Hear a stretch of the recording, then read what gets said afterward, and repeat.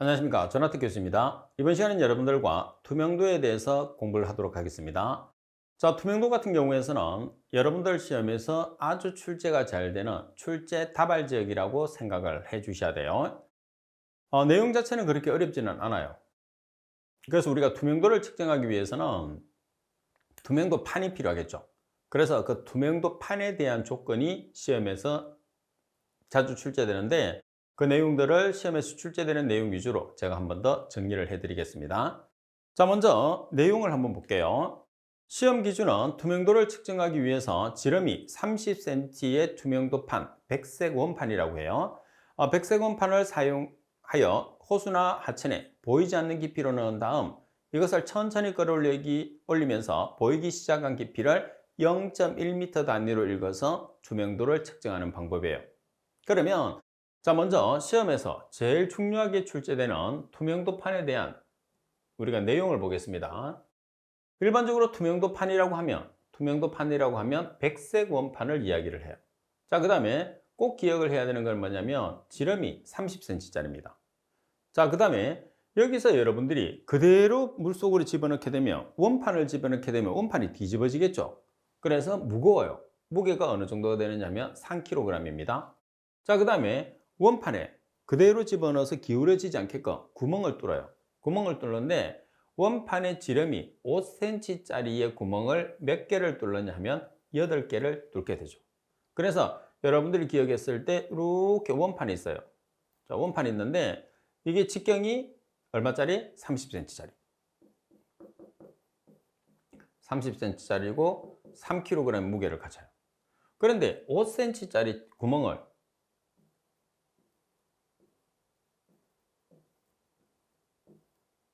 이게 5cm짜리 8개를 뚫는 거죠. 그래서 이제 줄을 메어서 그대로 내렸을 때 기울어지지 않게끔 하기 위해서 이렇게 만듭니다. 그러면 제일 중요한 내용은 이 내용이에요. 투명도판, 다시 말해서 백색 원판의 사양입니다. 사양. 따라서 지름이 30cm, 백색 원판의 전체 사이즈가 지름이 30cm짜리 그리고 무게는 3kg이 나와요. 자, 그런 다음에 판이 기울어지지 않게끔 우리가 구멍을 뚫는데 직경이 얼마짜리를 뚫느냐 하면 5cm짜리 8개를 뚫는다는 거 꼭 기억을 해주세요. 아주 중요합니다. 자, 그러면 바로 문제를 통해서 한번 확인을 하고 넘어가겠습니다. 투명도 측정에 관한 내용으로 틀린 것은 투명도판의 지름은 30cm, 그래서 투명도판의 전체 직경이 30cm, 그리고 나번 투명도판에 뚫린 구멍의 지름은 5cm짜리 몇 개? 8개죠. 그래서 투명도판에는 구멍이 8개가 뚫려 있어요. 그리고 투명도판의 무게는 2kg입니다. 그래서 3kg이냐 2kg이 상당히 헷갈릴 수 있어요. 어떻게 헷갈려요? 3kg는 외우면 되지. 그럴 수 있겠지만은 자, 우리가 3kg 투명도판의 무게가 3kg짜리인데 조금 더 깊이 넣게 되면 이 투명도판이 가벼워질 수 있거든요. 깊은 지점에서는. 그래서 우리가 추를 추가를 해요. 그 추가하는 추의 무게가 2kg이에요. 그래서 투명도판의 사이즈는 3kg짜리인데 우리가 깊은 지점에 넣었을 때는 추가로 무거운 추를 하나를 설치를 하는데 그 추가 2kg이기 때문에 보기 중에서 2kg이 나오면 맞다고 생각하는 사람이 있을 수 있어요. 그래서 이 내용은 틀렸어요. 투명도판은 3kg짜리. 자, 그러면 제가 설명을 드린 것처럼 투명도판은 보시다시피 투명도판의 전체의 직경이 얼마짜리냐면 30cm짜리예요. 자, 그 다음에 투명도판 안에 우리가 5cm의 직경을 가진 구멍을 몇 개를 뚫으려냐 하면 8개를 뚫는 거죠. 그래서 안쪽으로 물속으로 넣었을 때 기울어지지 않게끔 우리가 만드는 거예요. 자, 요 내용까지를 잘 기억을 해 주시면 돼요. 자, 그러면 이제 분석 절차를 가겠습니다. 자, 먼저 분석 절차 1번에 보면 투명도판은 우리가 측정하는 시간대가 있어요. 그리고 투명도판 자체가 우리가 더러워지면 우리가 투명도를 측정하기 힘들겠죠. 그래서 이 물질이 있다든지 아니면 더러워지게 되면 이 물질을 제거하고 깨끗하게 여러분들이 손질을 해서 측정을 나가야 됩니다. 자, 그리고 측정 시간은 언제가 중요하냐면 한낮이 상당히 중요해요. 햇볕이 있는 한낮에. 그래서 날씨가 흐리다든지 비가 온다든지 하게 되면 측정을 하지 않습니다. 따라서 한낮이라고 우리가 보통 이야기하면 오전 10시에서 오후 4시까지를 이야기하죠. 따라서 오전 10시에서 오후 4시 사이에 측정을 한다는 게 첫 번째 포인트입니다. 맑은 날 측정을 해야 돼요. 자, 그리고 맑다는 소리는 수면이 잔잔해야 된다는 소리입니다.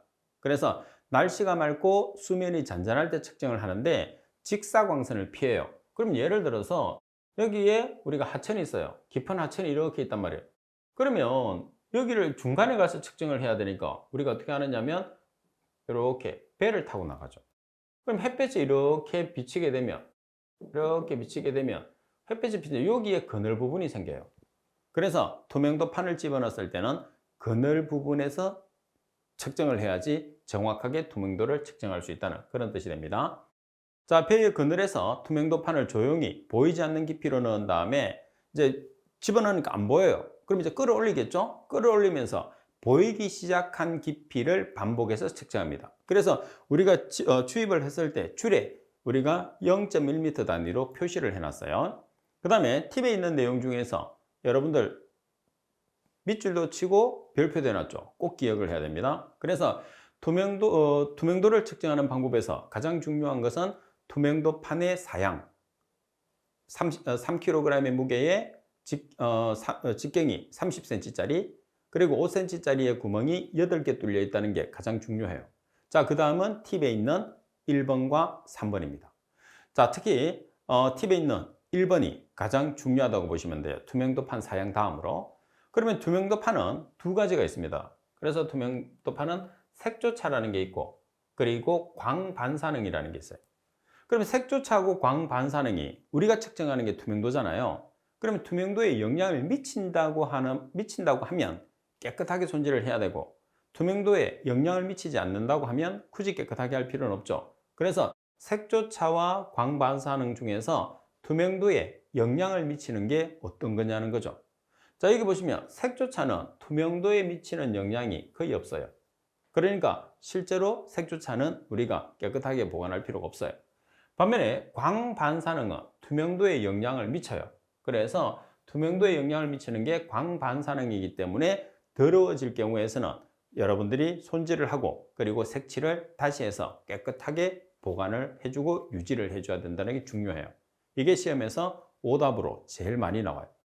일반적으로 사양이라는 것은 우리가 맞는 것을 찾는 건데 설명에서 보통 내용상에서는 틀린 것을 찾으시오 이렇게 나올 가능성이 높잖아요. 그 경우에서 팁 1번이 나올 가능성이 가장 높아요. 그럼 정리를 하면 투명도판의 색조차와 광반사능은 투명도에 미치는 영향이 큰 게 뭐 있어요? 광반사능이에요. 그래서 색조차는 신경 쓸 필요가 없어. 따라서 광반사능은 더러워지거나 오염이 되면 깨끗하게 여러분들이 손질을 해서 보관하고 유지를 해야 된다는 거 꼭 기억을 해야 돼요. 그래서 투명도에 영향을 미치는 것은 광반사능이라는 거. 그 다음 두 번째, 투명도는 1기나 C가 개인차 등용에서 약간의 차이가 있을 수 있으므로 측정 조건을 기록해 두는 게 좋습니다. 자, 그 다음에 흐름이 있어서 줄이 기울어질 경우가 있어요. 그러면 이제 원판이 투명도판 자체가 가볍다는 뜻이거든요. 그래서 가벼우니까 무겁게 해주기 위해서 거기에 추를 달아요. 그 추를 다는데 몇 킬로그램짜리 추를 다느냐면 2kg 정도의 추를 달아줍니다. 자, 투명도판의 무게는 얼마였죠? 3kg짜리였어요. 그 3kg짜리 투명도판에 줄이 기울어질 때에는 2kg짜리 추를 추가를 해서 총 5kg으로 만드는 거예요. 그래서 아까 예제 문제에서 봤겠지만은 투명도판의 무게가 2kg으로 나왔을 때도 헷갈리는 사람이 있을 수 있다는 거죠. 그래서 정확하게 개념을 알고 계셔야 됩니다. 그 다음에 강우시나 파도에 수면에 파도가 격렬하게 일 때는 정확한 투명도를 얻을 수 없으므로 측정하지 않는 것이 좋습니다. 자, 그 다음에 측정 결과는 0.1m 단위로 표기를 해요. 그래서 줄에 0.1m 단위로 표기를 해놨습니다. 따라서 우리가 이제 나중에 데이터를 작성을 하는 거죠. 자, 가장 중요한 문제가 이제 예제 5번에 나오겠죠. 투명도의 측정 방법에 관한 설명으로 옳지 않은 것은 가변의 측정값의 정확성을 기하기 위해서 반복해서 측정하고 평균값을 0.1m 단위로 일른다고 그랬어요. 맞습니다. 그리고 투명도판의 색조차는 투명도에 미치는 영향이 크므로 판의 표면이 더러워질 때는 다시 색칠해야 된다고 그랬어요. 여기서 색조차가 투명도에 영향을 주는 게 아니고 광반사능이 투명도에 영향을 준다고 그랬죠. 따라서 표면이 더러워졌을 때 다시 색칠하고 깨끗하게 유지 관리를 해야 되는 것은 색조차가 아니라 뭐예요? 광반사능이죠. 따라서 색조차가 아니고 광반사능이 유지관리 대상이라는 것. 따라서 설명이 틀린 것은 나와버립니다. 아주 중요해요. 그리고 흐름이 있어서 줄이 기울어질 경우에서는 2kg 정도의 줄을 달아서 줄을 세웁니다.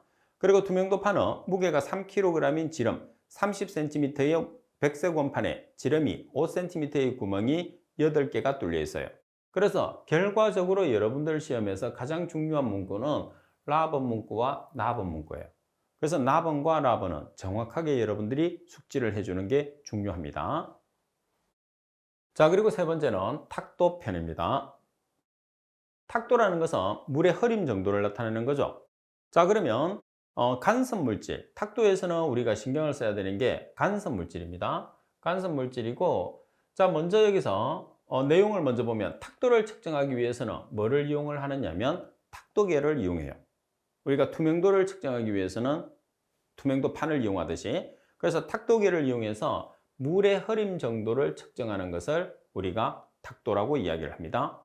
자, 그럼 이 탁도는 당연히 지표수나 지하수에 적용을 합니다. 그리고 여러분들은 특히 간섭 물질에 신경을 써서 기억을 해 주시는 게 좋아요. 자, 간섭 물질이 세 가지 조건이 있는데, 파편과 입자가 큰 침전이 존재하는 시료를 빠르게 침전시킬 경우에 탁도 값이 낮게 측정되는 게 특징입니다. 그럼 탁도 값이 낮게가 되어 있는데 높게 측정된다, 이렇게 시험에서 오답으로 낼 수 있죠.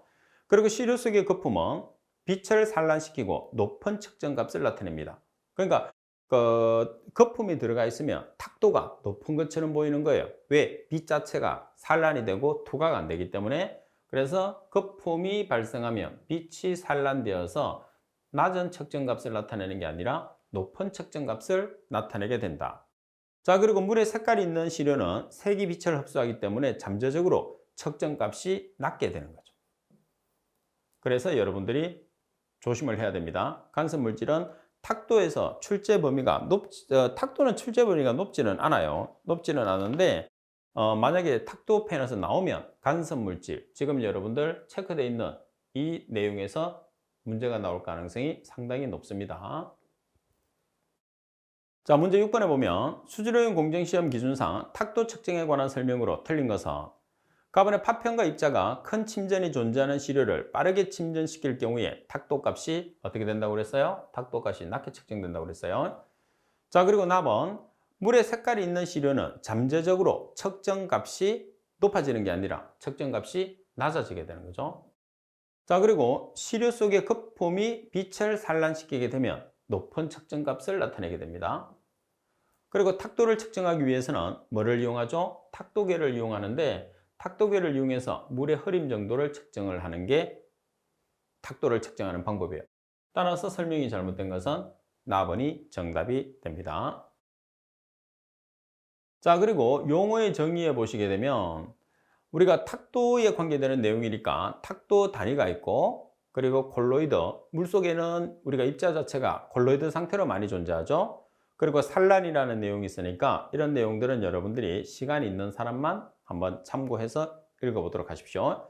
그 다음 분석기구 및 기기에서 탁도계가 있어요. 그래서 탁도계 같은 경우에서는 한 번씩 여러분들 시험에서 출제하는 내용이기 때문에 한 번 정도만 보고 넘어갈 수 있도록 하십시오. 자, 그럼 먼저 탁도계를 보시면 광음부와 광전자식 검출기로 구성되어 있습니다. 자, 먼저 검출 한계가 있어요. 검출 한계. 그리고 탁도의 단위를 표시하는 게 뭐냐면 NTU죠. NTU.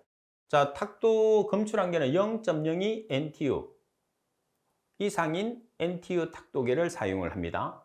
검출 한계가 0.02 NTU 이상인 NTU 탁도계를 사용한다는 거.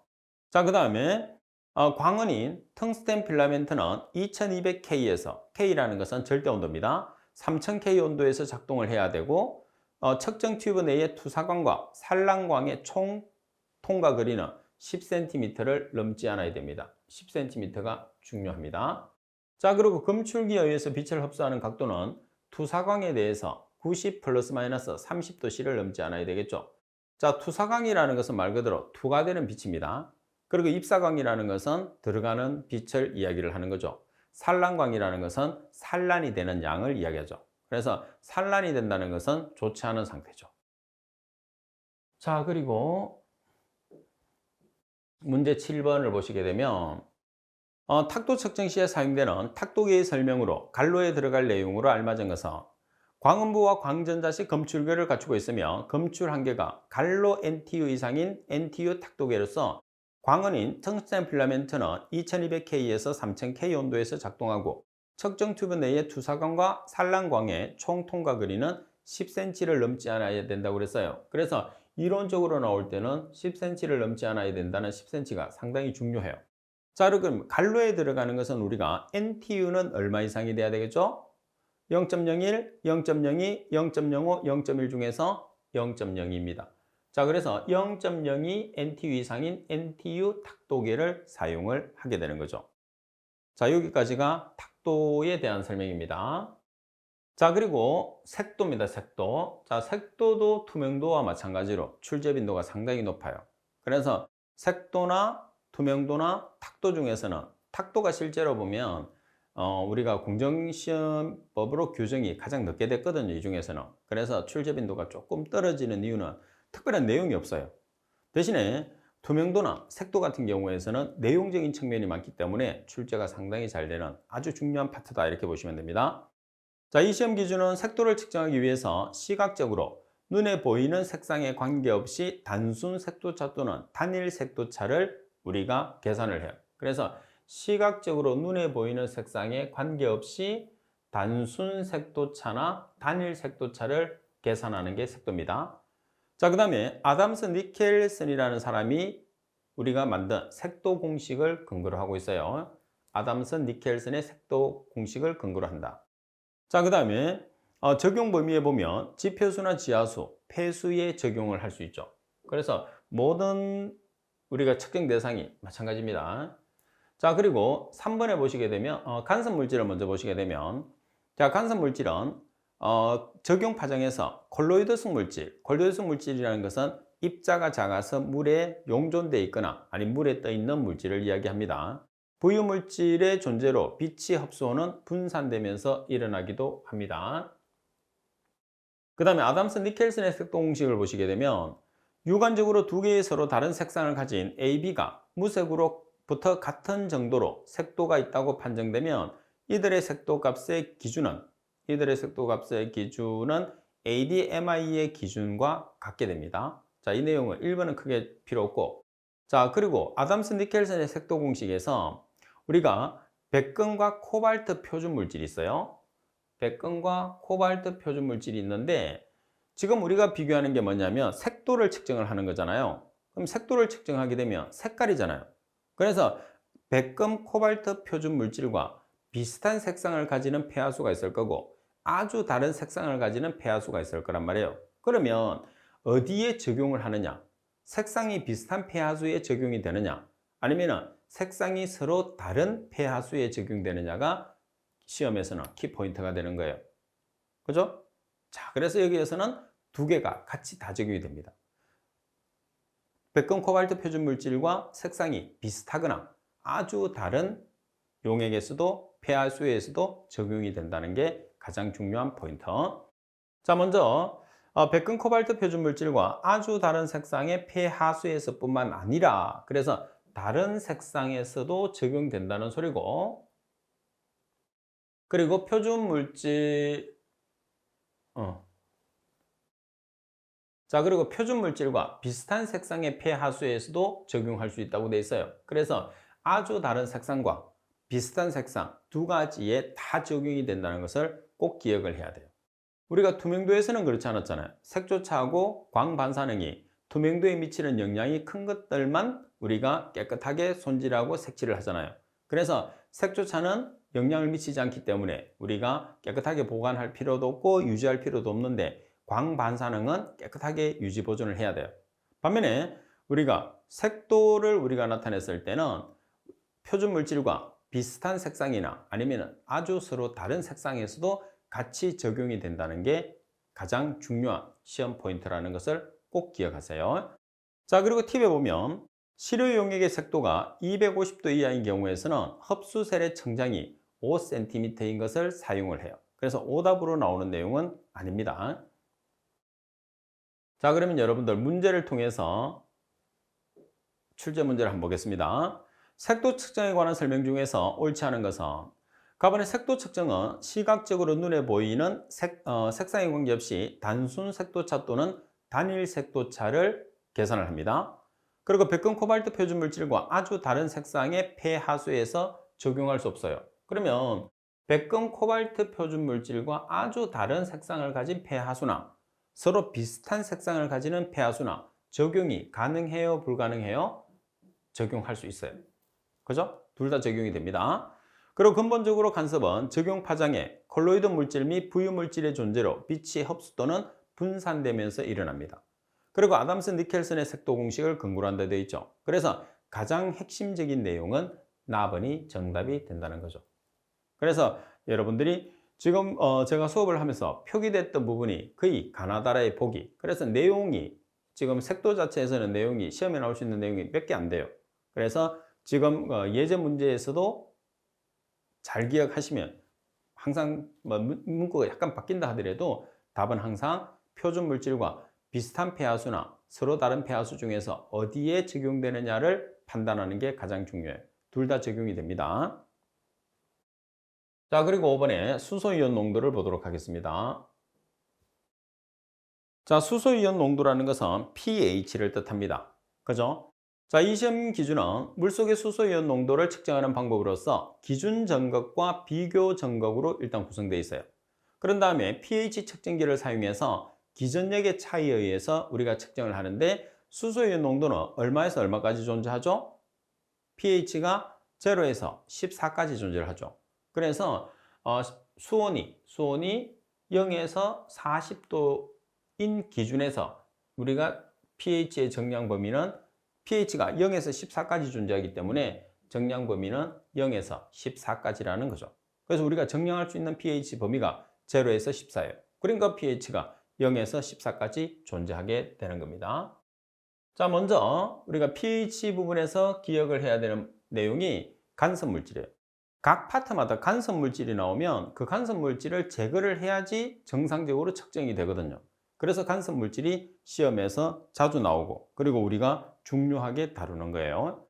자, 먼저 첫 번째 보시면 일반적으로 유리전극은 용액의 색도나 탁도, 콜로이드성 물질들, 산화 및 환원성 물질들, 그리고 염도에서 간섭을 받지 않는다 되어 있어요. 자, 일반적으로 유리전극은 간섭을 받지 않는다. 이게 중요한 포인트예요. 어떤 영향을 받지 않느냐? 용액의 색도, 탁도, 콜로이드성 물질, 산화 및 환원성 물질들, 그리고 염도의 유리전극은 간섭을 받지 않는다. 자, 그럼 시험에서는 간섭을 받는다 해서 오답으로 나오니까 이 문구가 중요해요. 자, 그 다음 pH 10 이상에서는 나트륨에 의한 오차가 발생할 수 있는데 이는 낮은 나트륨 오차 전극을 사용해서 줄일 수 있어요. 그래서 pH가 10 이상이 되면 나트륨에 의해서 오차가 발생합니다. 그리고 3번 기름층이나 작은 입자상 전극을 피복해서 pH 측정을 방해할 수 있는데 이 피복 물질을 부드럽게 문질러서 닦아내거나 세척제로 닦아낸 후에 정류수로 세척해서 부드러운 천으로 닦아낸 다음에 사용하시면 돼요. 왜 그러냐면 피복을 했기 때문에 pH 측정에 방해가 되니까 피복을 우리가 깨끗하게 벗겨내면 된다는 그런 뜻입니다.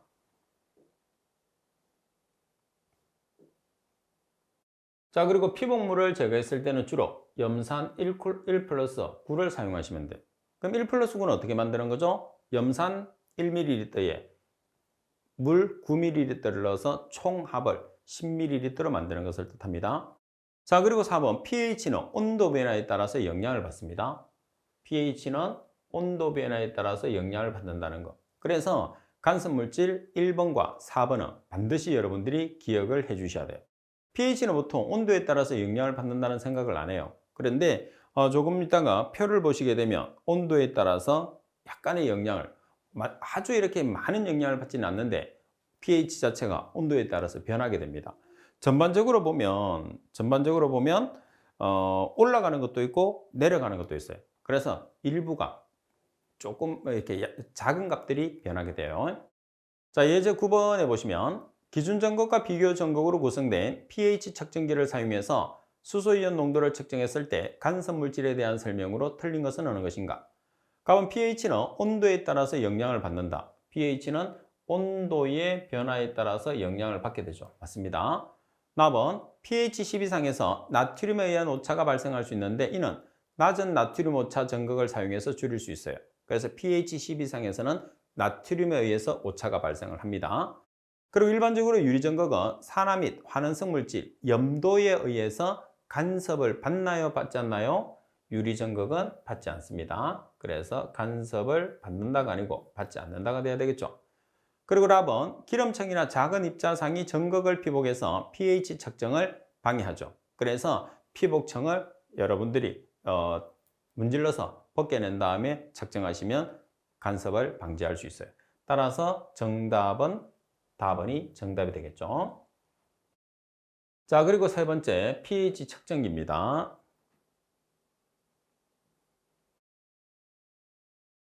자, pH 측정기에서는 검출부라는 게 있고, 그 다음 유리점거, 비교점거, 지시부. 자, 그리고 여러 가지로 이제 구성이 돼 있어요. 그죠?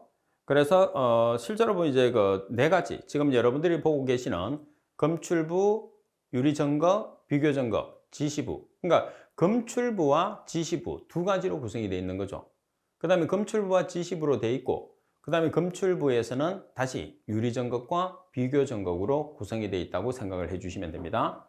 자, 그럼 먼저 pH 측정기의 내용을 보시게 되면 pH 측정기는 보통 유리점검과 비교점검으로 구성이 되어 있는 유리점검이나 비교점검으로 구성되어 있는 검출부라는 게 있어요. 자, 그리고 검출을 했으면 검출된 pH를 표시를 해야 되잖아요. 그래서 검출된 pH를 표시하는 지시부 두 가지로 구성이 되어 있다는 걸 먼저 기억을 해야 돼요. 자, 그 다음에 지시부에는 검출부가 아니고 지시부에는 비대칭 전이 조절용 꼭지 및 온도 보상용 꼭지가 있어요. 자, 여기서 비대칭입니다. 오답으로 나왔을 때는 단순하게 출제를 하기 때문에 대칭, 비대칭을 여러분들에게 눈속임을 하는 경우도 있어요. 그래서 비대칭이라는 거 하나를 꼭 기억을 하세요. 그 다음에 검출부로 가시게 되면 실외에 접하는 부분으로 유리 전극 또는 안티몬 전극과 비교 전극으로 구성되어 있어요. 자, 그리고 유리 전극 같은 경우에서는 pH 측정기를 구성하는 유리 전극으로서 수소이온의 농도를 감지되는 전극이 유리 전극이라고 보시면 되고, 반면에 비교 전극은 은염화원과 칼로멘 전극을 주로 사용해서 기준 전극과 작용 전극이 결합된 전극이 측정하기에 편리하다 나와 있어요. 그래서 여기서는 비교 전극에서 사용되는 전극 정도는 우리가 꼭 기억을 해 주셔야 됩니다. 뭐를 쓰느냐면 은염화원 그리고 칼로멘 전극을 사용한다는 거.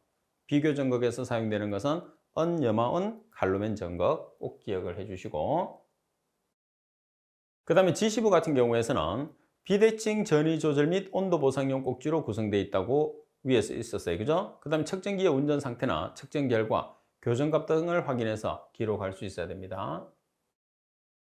자, 그리고 표준 용액. 자, 표준 용액을 네 가지로 정리를 해놨는데 pH 표준 용액의 조제에 사용되는 물은 정제수 15분 이상 끓여서 이산화탄소를 날려보내고 산화칼슘 흡수관을 달아서 식혀서 준비합니다. 자, 여기서 정제수 15분 이상을 끓여서 이산화탄소라는 게 CO2예요. 일단 이산화탄소를 날려보내야 됩니다. 그런 다음에 산화칼슘 흡수관을 달아서 식혀서 준비를 하죠. 그 다음에 제조된 pH 표준 용액의 전도도는 얼마 정도가 되느냐면 2 마이크로 지멘스 퍼 센티미터 이하. 그리고 조제한 pH 표준 용액은 유리병과 폴리에틸병을 같이 쓸 수 있죠. 그래서 경질 유리병과 폴리에틸병을 같이 쓸 수 있어요. 여기까지는 오답으로 나오는 경우가 잘 없어요. 대신에 4번은 상당히 중요해요. 자, 산성 표준 용액은 3개월. 염기성 표준 용액은 산화칼슘 흡수관을 부착해서 몇 개월이냐면 1개월이죠. 그래서 수명이 긴 거는 산성 표준 용액이에요. 산성 표준 용액은 3개월. 염기성 또는 알칼리성 표준 용액은 산화칼슘 흡수관을 부착해서 1개월입니다. 그래서 이 산성과 염기성을 바꿔서 문제를 출제하는 경우가 있어요. 자, 예제 10번에 보면 pH 표준액의 조제에 관한 설명으로 옳지 않은 것은 조제한 pH 용액은 경질 유리병 또는 폴리에틸렌병에 보관한다고 그랬어요. 두 가지 용기를 같이 쓸 수 있죠. 그리고 산성 표준액은 3개월 이내에 사용한다. 산성은 3개월입니다. 그리고 pH 표준액의 조제에 사용되는 물은 정제수를 끓여서 그 유출액을 15분 이상 끓여서 이산화탄소를 날려보내고 생석회 흡수관을 달아서 식힌 다음에 사용합니다. 그 다음에 염기성 표준액은 무수황산칼슘관을 흡수관에 부착해서 1개월 이내에 사용한다고 그랬는데 무수황산칼륨이 아니고 뭐예요? 산화칼슘 흡수관이죠. 그래서 산화칼슘 흡수관을 부착해서 1개월 이내에 사용을 해주셔야 돼요. 따라서 설명이 잘못된 것은 라번이 된다는 거. 자, 그리고 여러분들 보시게 되면 온도별 표준 용액의 pH 값이에요. 그래서 여러분들이 온도의 변화에 보시면 온도의 변화에 따라서 pH가 변화되고 있죠. 이렇게. 그죠? 그래서 온도의 변화에 따라서 pH, 온도의 증가에 따라서 pH가 증가되는 표준 용액이 있고 감소하는 표준 용액이 있어요. 일단 온도의 변화에 따라서 pH의 값이 변하게 됩니다. 자, 그리고 여기서 여러분들이 꼭 기억을 해야 되는 것은 왼쪽에서 오른쪽으로 갈수록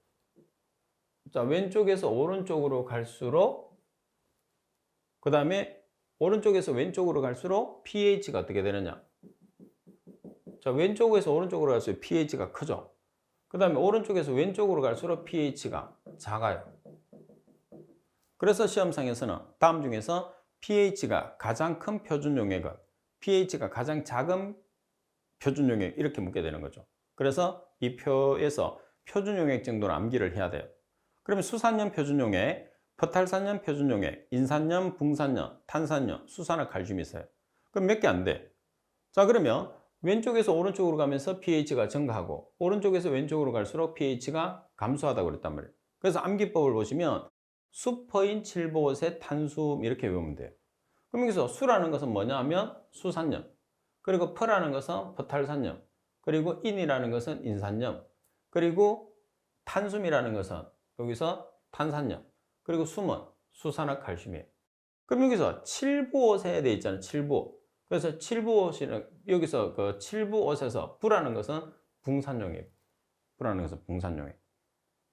자, 다시 수포인 7부옷의 탄수, 수라는 것은 수산염, 퍼는 포탈산염, 인은 인산염, 부는 붕산염, 그리고 탄수에서 타는 탄산염, 숨은 수산화칼슘. 여기서 수산화칼슘 이렇게 돼 있잖아요.